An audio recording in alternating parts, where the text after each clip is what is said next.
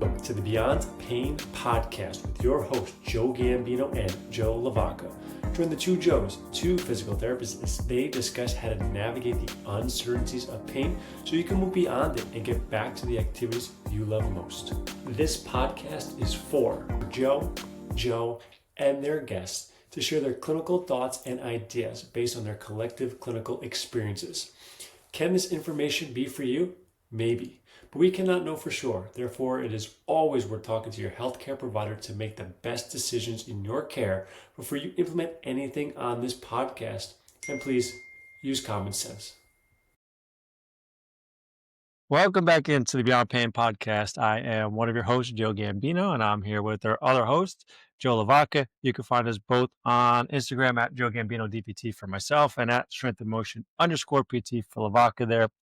Podcast is on YouTube, as we were just discussing, Cups of Joe _PT, and podcast is on Instagram, Beyond Pain Podcast. And today we have a special guest with us, Lauren Ohayon. She is a longtime movement teacher who specializes in pelvic health. Welcome to the show. You called me Laura again. Yeah. Oh, no. I could have swore I said Lauren. I was even staring at it. Man, my brain. Yeah, I know. It's funny how everybody wants to Laura me. Usually they try to make me Irish and not Jewish with my last name. So I'm pretty excited that the adventure is in my first name here. Yeah, for real. I got the last name, but I can't get the first name. It's okay. Yeah. And Lauren, now I can only hear your name with an Irish Ohayon, like a little flair to it. Now that's going to be stuck in my brain forever. And the cognitive dissonance is hilarious because I teach a lot in the United Kingdom and people are like, your last name's really interesting. And I'm like, well, that's because I'm Jewish and not Irish. And that's why you're seeing a dark olive looking person, not blonde and blue eyed. Yeah. There's apparently named Laura on this podcast. Right. I apologize again. It's fine. Man, I'm over it. It's like, well, Joe knows I have problems with intros to the show. So there we go. Yeah, we were on a streak of one, I think, starting last week, where Joe got through the whole thing without messing up a hashtag or an underscore or something like that. So we just reset it. It's like the big board behind you, days since our last incident. We erase it. We just draw the number 0 again, and now we're rolling. But Lauren, you're in Miami, which I'm hoping has some nice, beautiful weather. It looks beautiful there, as always. So what's it like in Miami right now? Fill us in for all the people who are suffering in the winter climates. I mean, that's why I moved here. I traded intelligence for beauty, right? Like New York is like, anywhere north of, I feel like north of Jacksonville, things get incrementally more intelligent. But Miami's beautiful. I love it. It's beautiful. And I can dress like this all the time. And I do not miss seasons. People are always like, don't you miss cozy seasons? And I'm like, no, not at all. Hate them. Nope. And not interested. And like you said, your attire can always be consistent. We know you have a really wonderful movement practice, virtual space. Why don't you just intro the listeners into that? Tell us a little bit more about what you do and how you do it in the beautiful Miami landscape down there. Yeah, so I actually don't really work in Miami, but I do live here. I'm a longtime movement teacher. I started doing yoga in my 20s, and I was at NYU studying to be a journalist, and then was teaching yoga on the side. Loved it a lot.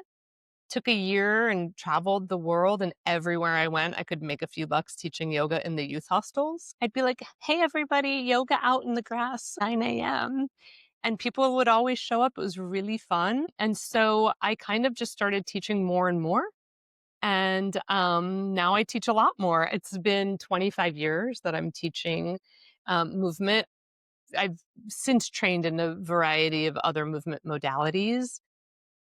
And I started working much more in pelvic floor health I've done it for years, but I would say really consistently about 20 years ago, because I had my first daughter 20 years ago.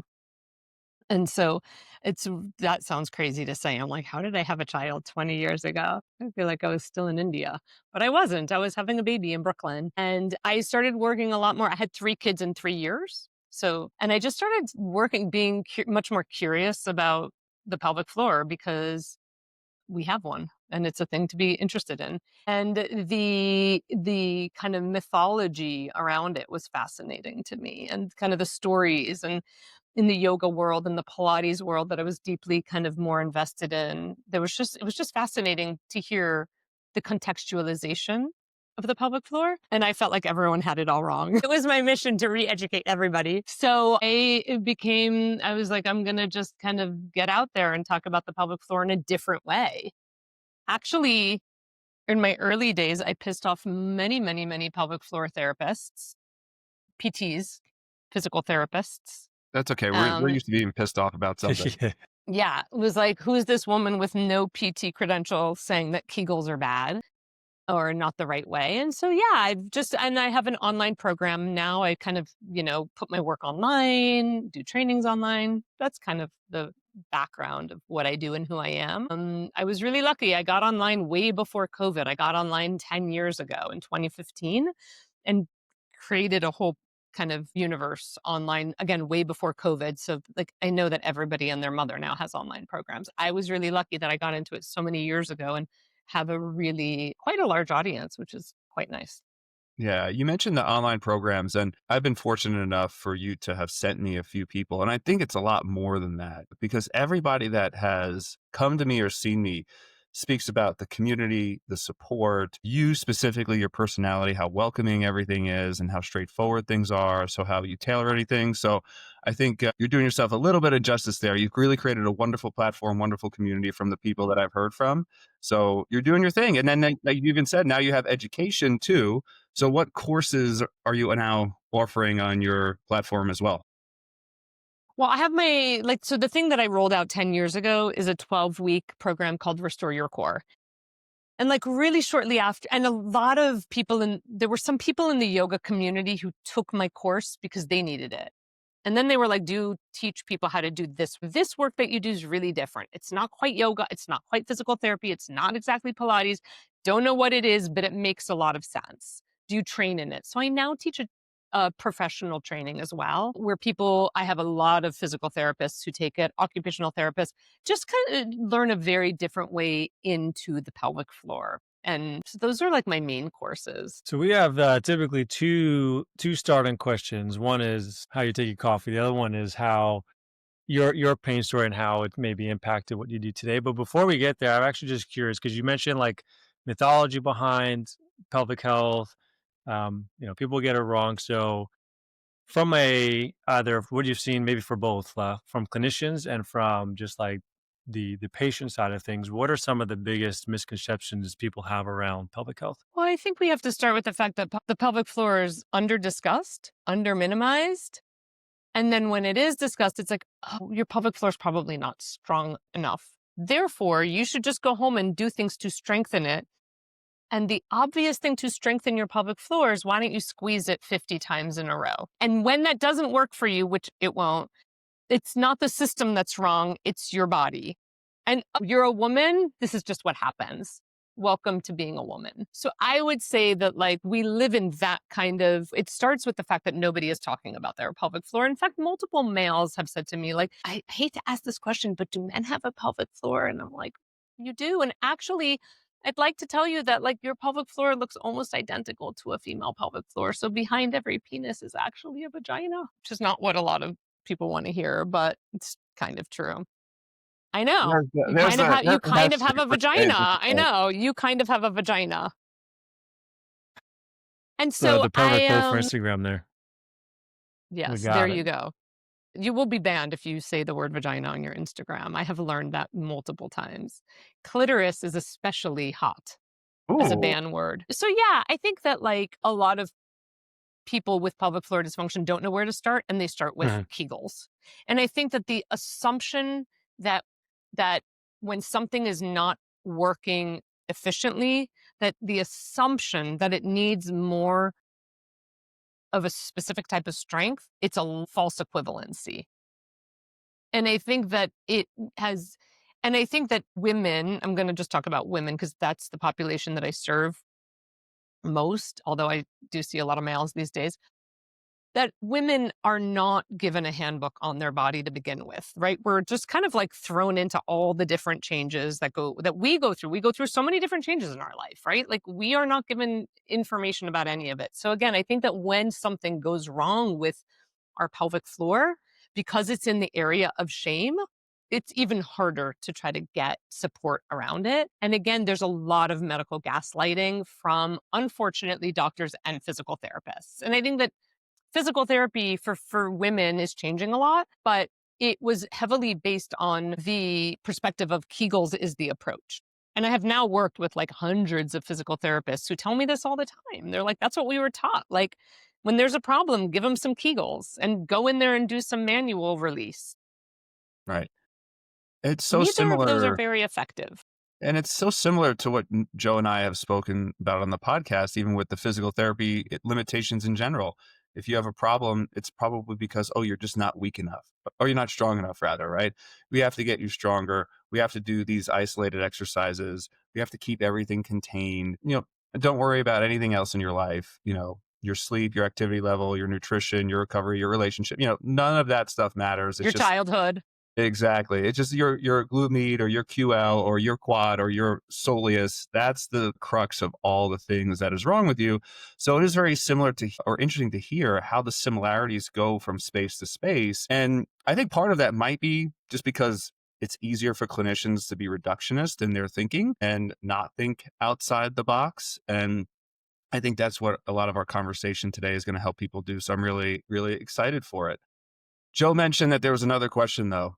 We need to know My how you coffee. take your coffee. Oh, yeah.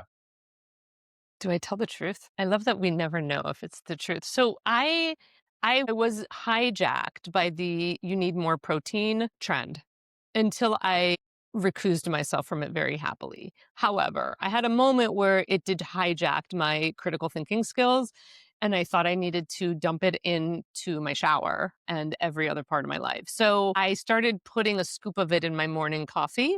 Okay. I know, like who the F does that? I did it. And then because it was so repugnant, I needed to add honey to it. Oh, what a way to kill coffee. So, and then to offset all that, I, of course, like put a lot of copious amounts of like either cream or half and half, whatever I have on hand.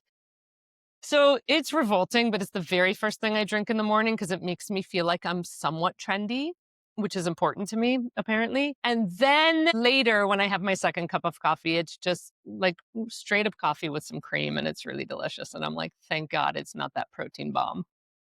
More like a soup. Sounds like a soup at the end of the day. It's revolting. I'm like, why? I don't know why I'm doing this, but I don't adhere to to the protein obsession for the rest of the day. I mean, I do try to get some protein because Joe LaVacca has told me I need to eat more if I want Just to a touch more. get Just a bulk touch. more. So yeah, it's like cottage cheese for me the rest of the day, but the morning is disgusting protein powder in my coffee. All the bros really appreciate your sacrifice in the morning, for sure. I will tell you that, I'm going to Lauren. live longer. Or else why do I it? Or won't else why age. do it? And my bone density will be perfect if I do that. I feel like at that point you should just dry scoop it and just chase it with the coffee and then finish the second cup. That's actually not a bad idea. It would Yeah. probably kill me before I got to the coffee, though. Just joke. All right, well, let's move to your pain story because it sounds like we're going to go back towards you having the 3 kids and how that might have set things up, but maybe we'll go in a different direction. So I'm curious, what kind of go deeper into your story and what kind of led you down more of the pelvic health rabbit hole and how it's kind of impacted what you do today? Yeah, I mean, there's like correlation and then there's causation, right? I was always a super mobile, flexible mover. I was a dancer, I was a gymnastic person. And so I was always very movement and like loved bending my body into deep shapes. And when I was in my 20s, got my first lower back injury. I herniated between like, I don't know, I can't remember. It was like how many discs got herniated. Probably since birth, they were all herniated, but who knows? So a bunch of shit got herniated. And I was told by, the very amazing surgeon that I should have surgery immediately because I was already like showing all sorts of signs of like nerve damage and blah, blah, blah, blah. I was like 22. So my Jewish mother was like, "You are not having surgery." She kind of came and wherever I was living, found me. And it took me a year to actually get back. Like it was a really serious injury. I was bedbound for 3 months. And it took me a year to really kind of stop limping. I had a lot of like limping. I was very antalgic in my pattern. So I got very curious. At the time, I had a cousin who was like, "You should read this book by John Sarno. It's amazing." And I was like, "I'll read anything." And at that point, I was like, I don't think I can teach another yoga class until I really learn everything there is to learn about the body. I just need to know everything. And I'm like a forever learner. So while I was healing in that year, I took like a Pilates teacher training course. I read John Sarno's books. And I will say that when I got to like, before I finished chapter 1, 98% of my pain was gone, which was amazing. So most of my pain was gone, but I was still on like limping and antalgic, but I still was out of pain.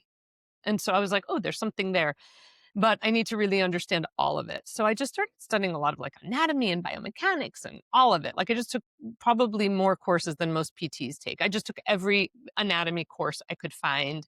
I wanted to understand the back, the spine, the this, the that, the core, the pelvic floor. Like I was just interested. So that's my pain story. And then within a year, I was fine. Yeah, I was fine. And my back never gave me an issue until 4 years ago, where I was in a chiropractic's office and he gave me an adjustment and my disc fragmented. And it was another 4-month pain story, which culminated in a microdiscectomy. And I'm now doing amazing. And Joe has been a huge part of my rehabilitation. And I'm so grateful to you for that, Joe. LaVacca, just to give Yeah, not Joe credit. Gambino, not the other Joe. I Okay. mean, at this point, just call me John. Just make up a name Yeah, for me that's since right. I've botched yours a couple of times. So So that's my pain story. And it heavily, heavily, heavily influenced my work. It continues to, but I will say that it's not like my focus on pelvic. I had 3 children in 3 years, and I really didn't have any pelvic floor or core issues. And I think it's because my rebellious nature, I refused to ever do one Kegel. I was like, there's no fucking way you're getting me to do something that feels barbaric. Like nothing about that is pleasurable. It's not fun. It's not enjoyable. It's barbaric. So I'm not doing it. Be a better way. Like I don't prime my arm to open the door. Why am I priming my pelvic floor to do its job? How about I keep the whole system lubricated and working and functional and like a chain working? That just made sense to me. It didn't make sense to me. So I think that like part of what really helped my pelvic floor in all the pregnancies back to back, I had 3 vaginal births, unassisted, unmedicated at home, basically. So, well, my first one was actually in a hospital. I think it's a part of that was because I really refused to listen to.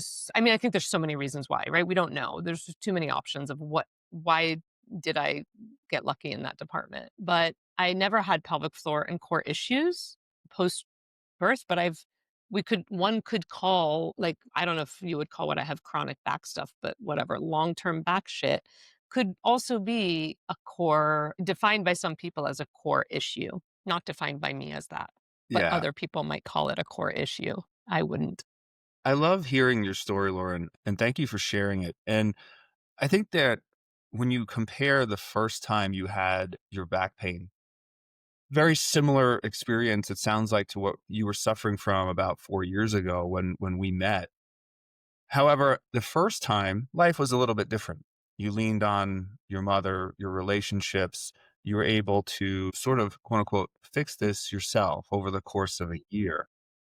Now we flash forward, it ends up that the surgery just seemed to make sense for us at the time, right? So much of this was mechanical, so many movements were blocked. And it Mhm. actually had me start to think about what you were saying about the pelvic floor just a few minutes ago when it comes to a lot of the stigmatization for women, the fallacy of that you just need to get everything stronger. So the thought that popped into my mind was, often are you actually seeing a split like that? Where can you determine with assessments or what you learn, women who maybe actually just need more strength and women who maybe just need more support? And how do you approach those two maybe lenses or roads differently? Yeah, that's a good question. You're always so philosophical. I think that because we are so complex, that you can't go wrong in offering both. And that for most people, like, I think that injury can happen to everyone. That's the thing, right? So I think that like the mechanism of why is less important. I think the story of why is cool, but the mechanism of why is less important. And when we can just hold space for what I believe that everybody could use a little dose of all of that. Everybody could use like their mommy to lean on, and everybody could and so when I'm working with someone, I want to hear their whole story, because I think that a lot of people also, when they come to you with an injury, they're not conditioned to talk to you about what happened in their childhood, right? Or like they're not conditioned to talk to you about how they feel about their life right now. You're like, how are you feeling? I'm good. Like, are you really good? How are you sleeping? How's your relationship? What are you stressed about? What's happening? So I think everybody needs to take accountability. Like, we need to hold space for everybody's stories. But do we need to shift blame and wonder, like, is this like, what's happening here? I don't think it always matters. Yeah, and I think to your point, at least, again, something Joe and I have mentioned is that with the whole stories of pain, I think a lot of people now have pushed so far in one direction where, oh, your pain's always psychological or it's all in your head. You just need to, keep moving, you're going to be fine. And like you were saying, holding just space for people to tell their stories can be some of the most validating things. And then at the end of the day, yeah, a lot of treatment might look the same. It just might be how you're educating people, the sort of context you're giving them to, perform some restore your core with the idea of mindfulness involved. And that might just be enough to shift someone where someone else can think, okay, cool, I'm stabilizing all these muscles. And someone else could just be thinking I'm bringing healing to the area that I need it the most, but they're sort of doing a lot of the similar things. So I think that's sort of like what your point was. I think also that ultimately our clients don't give a shit why it's working. They just want it to work. Like, we love to like nerd out about like what was it that helped them. But I think that ultimately they don't really care. I will also say that I don't know if you remember this, Joe, but when I was so my last back injury that happened about 4 years ago left me unable to extend my hips, right? So I was literally walking around like this for 4 months. This was my antalgic position. It was revoltingly awful to see. I could not extend at all. And I had no pain. So I had no pain for 4 months, even though I was literally beyond hunched over, because I had so much hope. I had so much hope that, like my last injury, just give it time, give it input, give it what, and one of the places that I sought support from was the John Sarno community that now refers to themselves as TMS.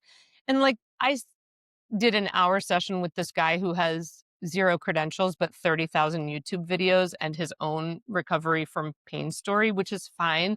I'm totally fine with that level of credential. Like, I'm okay with that. You don't need to be like a DPT. But he literally tried to convince me that it was all in my head. And it was really shocking, because the minute I had the surgery, I could stand up. My pain was gone. I was fine.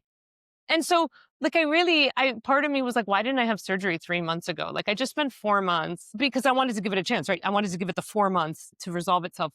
But my pain started 4 days before I had surgery. And it started because I freaked out.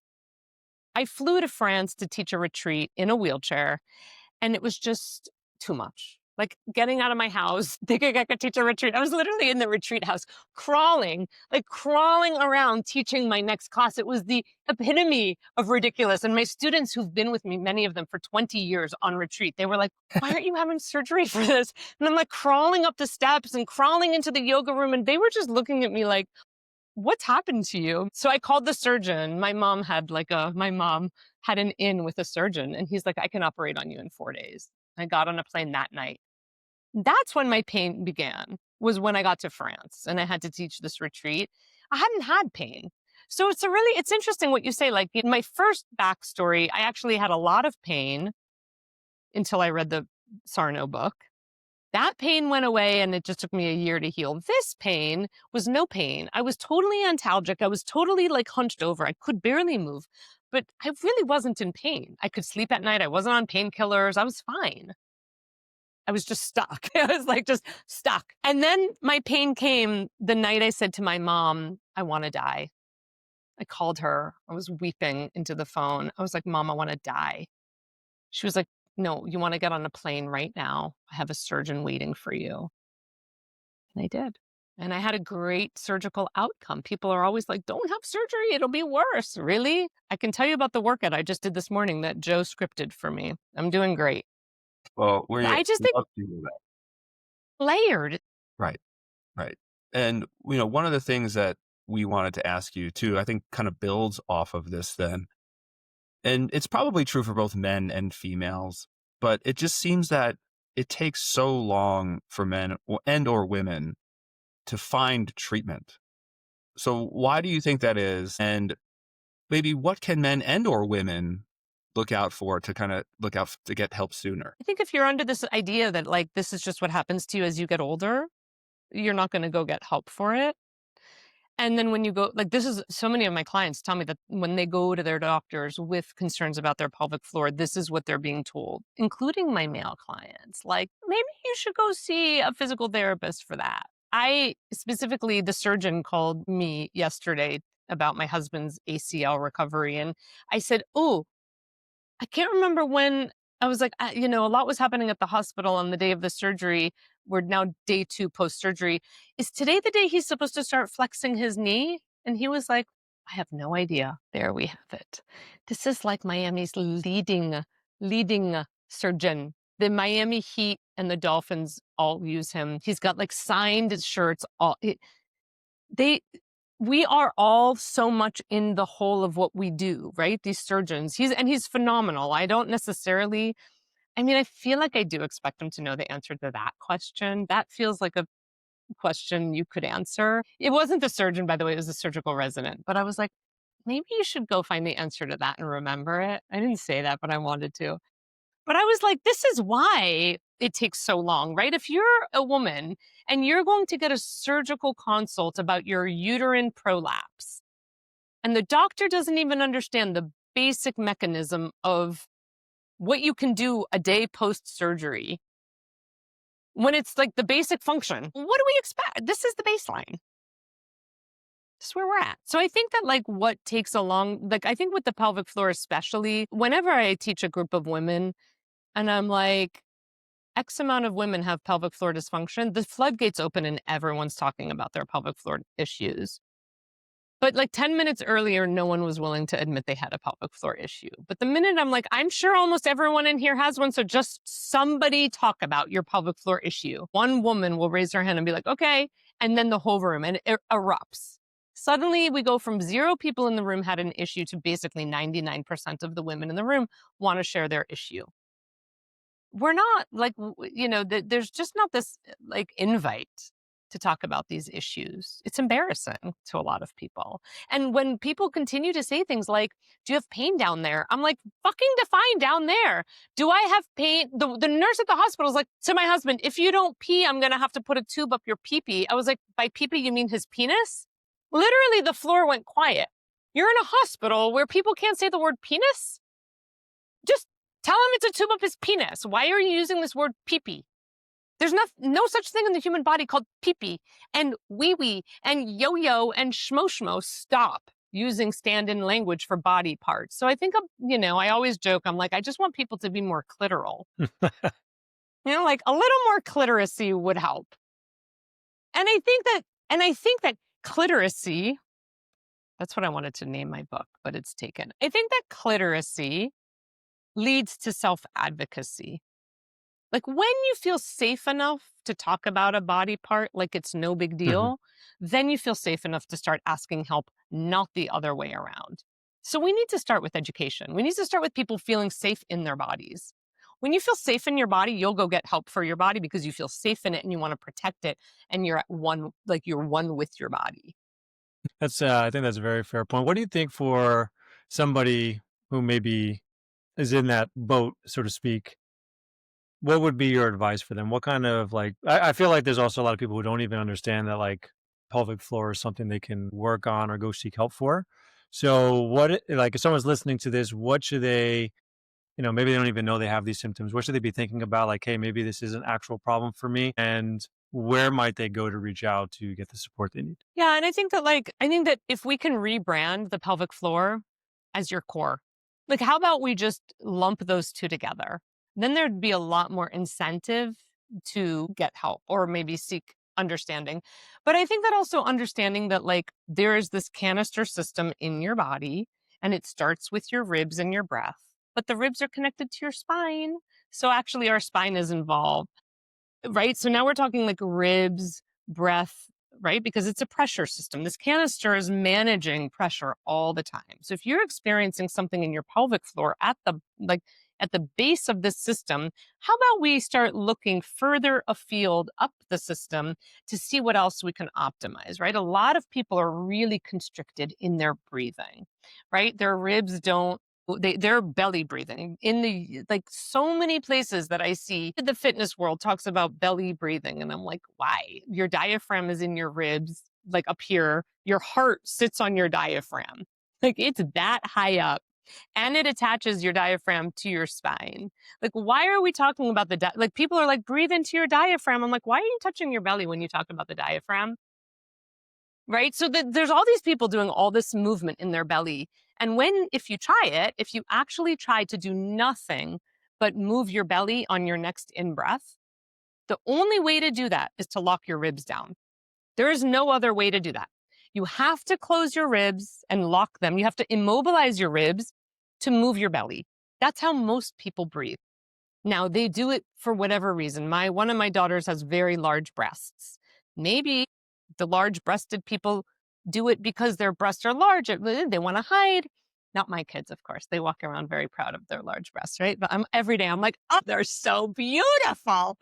Let them out. But most people are ashamed of their breasts. And now it starts with that. Or you walk into a porta potty and it smells like shit and your body doesn't consult you and it just helps you survive the 45 seconds you need to be in there.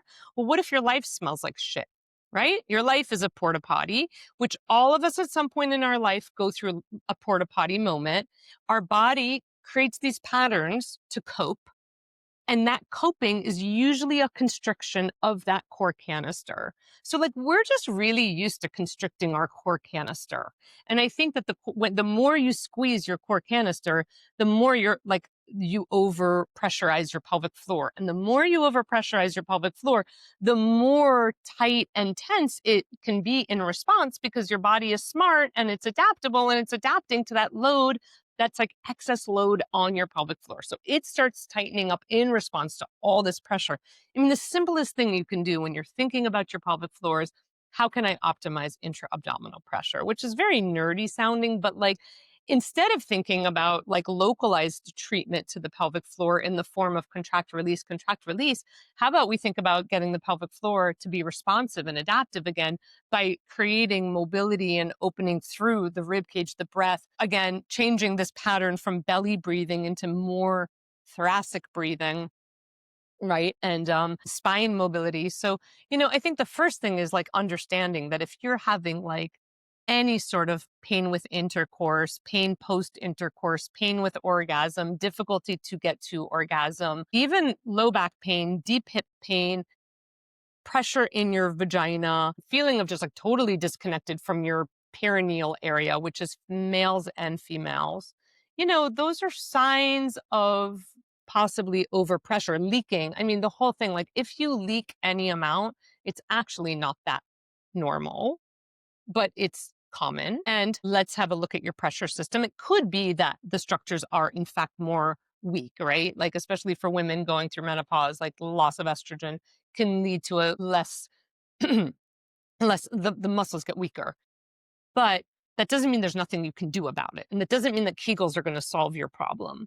So I think what are the symptoms? Well, all the like continence systems, all the sexual and pleasure symptoms.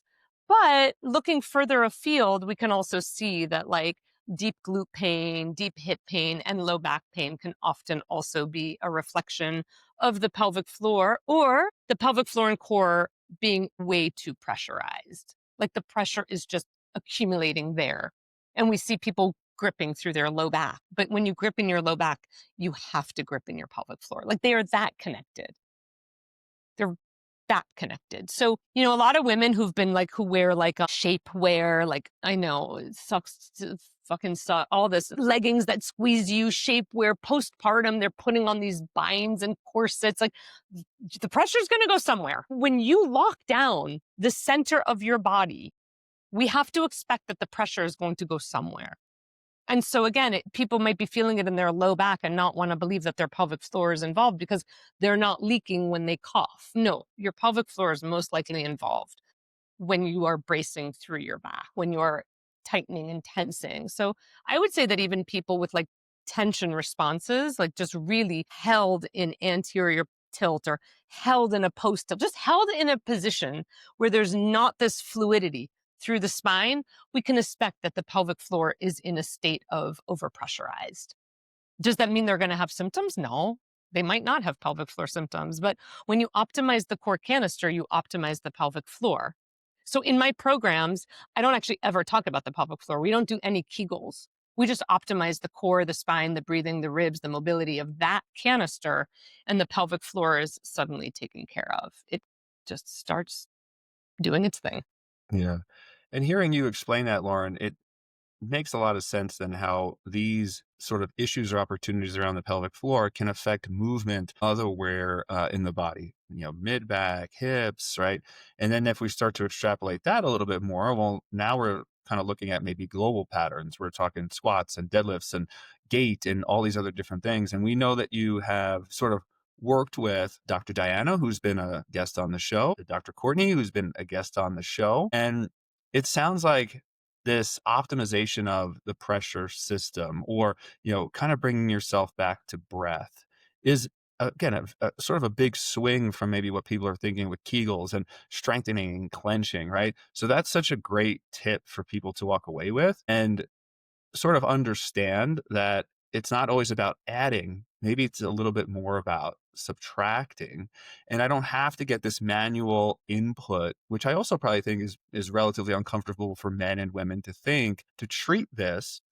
I have a little bit of this opportunity to do this on my own. So I was wondering, either again, through your studies and your research and your working and experience, working with Diana and Courtney, if bringing maybe breath or controlling pressure through the system, are there one or two other tips that we can share with listeners to help them also optimize this, pelvic health? Yeah, I think that, I loved the work I did with Courtney Conley, as you know, you both know her, I've heard Dr. of her. Courtney. Yes. I think that it's impossible that any pattern in your core, which is your pelvic floor, is not probably also a reflection of what's happening down the chain. Now, again, does it mean that it's a dysfunctional pattern? No. I hate the word dysfunction. I love to think of the body as just an adaptation, like a series of patterns that form because we're also spiral and the way the body moves is like absorbing force, right? Like we absorb force, we offset force, right? Like shock absorption and force. And so there's no way that the feet are not involved in that. And I think that sometimes it's really hard for people to access their core and pelvic floor. And one beautiful way in is to start accessing your feet. And it's not about like, oh my God, no wonder you have a prolapse. You've been wearing heels your whole life. We should never make a client feel guilty about their life choices and create these, well, this is why this is happening. But it's more like, okay, maybe it's triggering to access, maybe you're struggling, like there's a disassociation here in your core and pelvic floor. How about we play with your feet a little bit?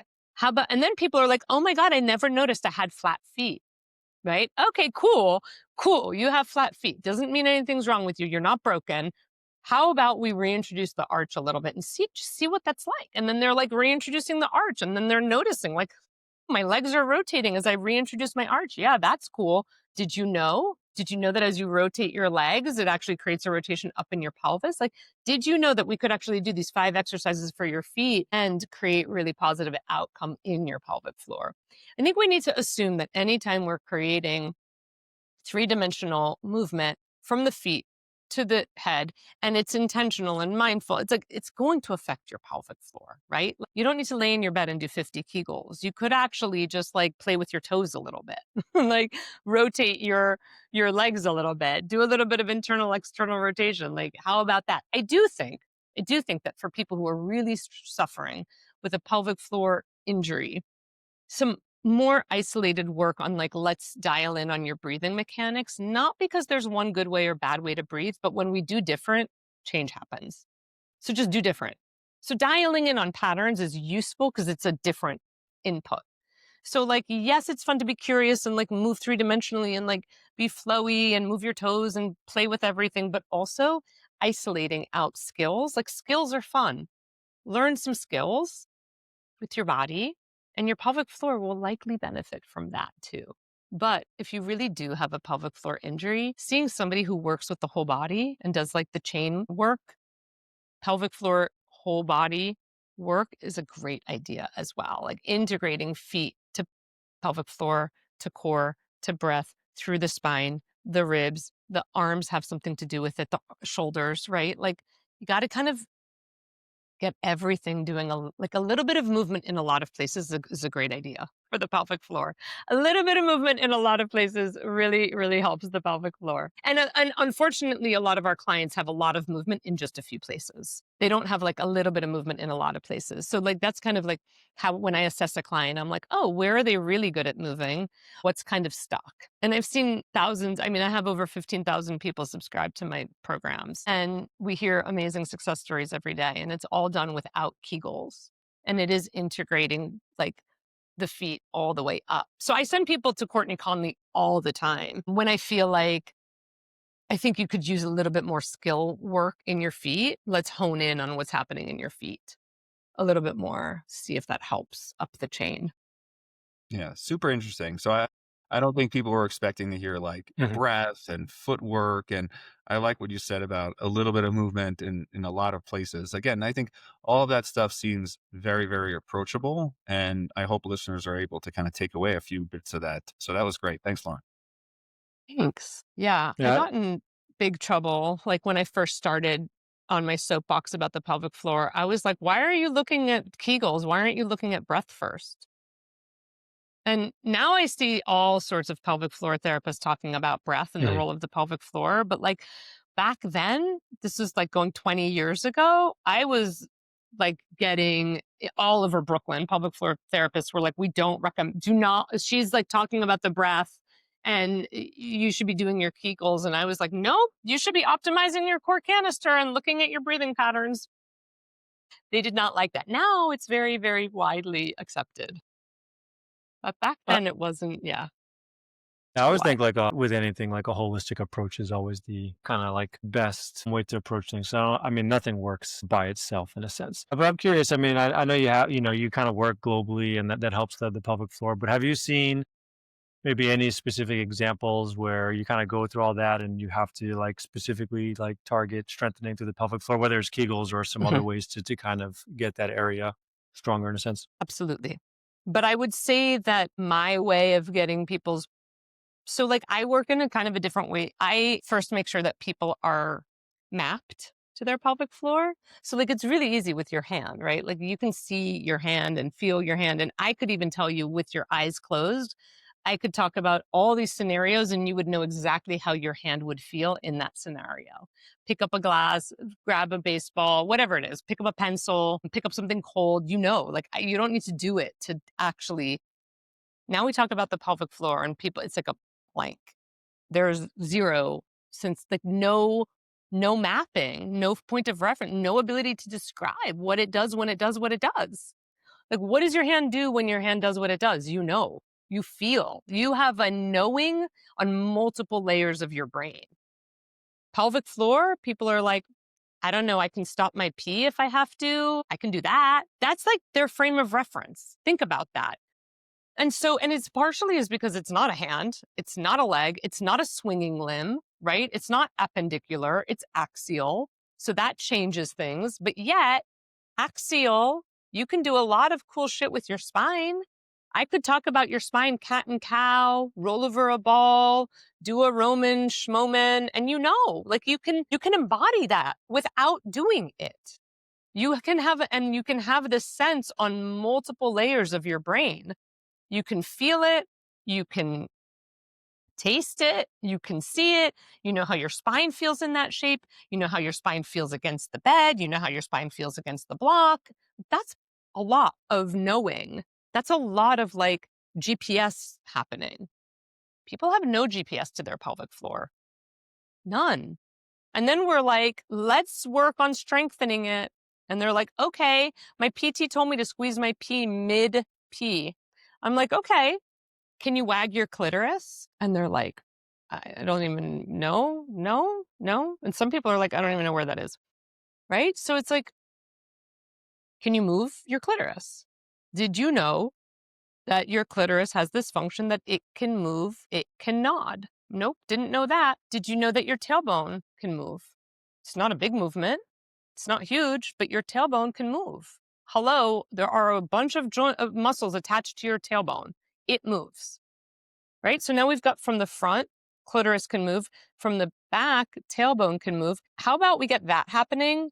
That's an amazing key, like better than a Kegel right there is accessing that. How about your sitting bones? Did you know that your sitting bones, you can actually widen and narrow them depending, like get people moving from their sitting bones. Lie on your back, narrow your sitting bones. That's going to pull you into a post tuck.